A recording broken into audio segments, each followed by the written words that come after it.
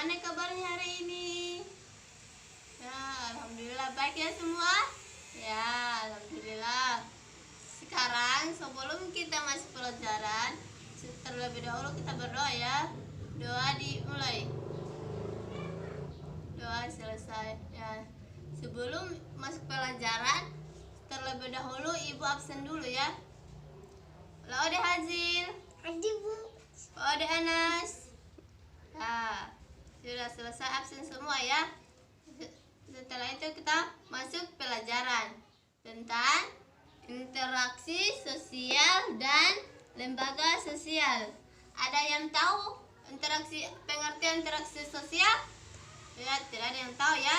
Nah, sekarang ibu jelaskan pengertian interaksi sosial. Interaksi sosial itu adalah hubungan timbal balik antara individu. Jadi seperti ibu dengan siswa itu namanya hubungan timbal balik antara siswa dan guru. Setelah itu kita masuk di syarat-syarat interaksi sosial. Syarat-syarat interaksi sosial itu ada dua, yaitu yang pertama kontak sosial, kemudian komunikasi. Apa itu kontak sosial? Kontak sosial berasal dari kata Latin con atau con, artinya bersama-sama, tin menyentuh. Jadi artinya kontak sosial yaitu menyentuh secara bersama-sama. Tapi sebenarnya kontak sosial tidak harus saling menyentuh. Dengan tatap muka bisa kita artikan dengan kontak sosial.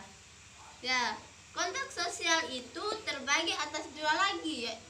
Yang pertama itu kontak primer dan kontak sekunder. Apa itu kontak primer? Kontak primer itu adalah kontak sosial yang dilakukan dengan mengadakan hubungan langsung. Contohnya bertatap muka, berjabat tangan, bersenyum, dan berbicara dan mengenai berbagai hal. Itu namanya kontak primer. Seperti contohnya guru dan siswa. Selanjutnya kontak sekunder. Kontak sekunder itu terbagi atas dua lagi.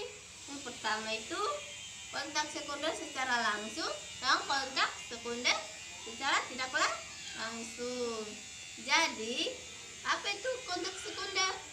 Kontak sekunder itu adalah kontak yang dilakukan melalui perantara atau penghubung, misalnya melalui media sosial, misalnya seperti guru melalui surat. Nah, kontak sekunder langsung adalah kontak yang dilakukan dengan alat bantuan tertentu. Contohnya itu seperti televisi, telepon, atau surat. Nah, jadi selanjutnya yaitu kontak sekunder tidak langsung. Kontak sekunder tidak langsung yaitu kontak yang dilakukan pihak lain atau orang ketiga, misalnya kamu nitip surat ke temanmu untuk dibawakan ke sekolah karena kamu sakit. Jadi itu namanya kontak sekunder tidak langsung.